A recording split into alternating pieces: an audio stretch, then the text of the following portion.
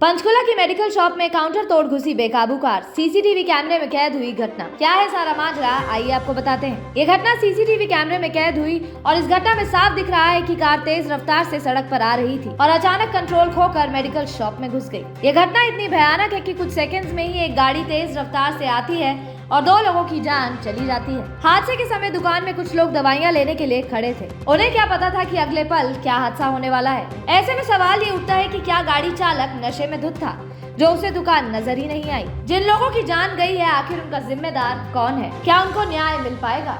The north news, Chandigarh.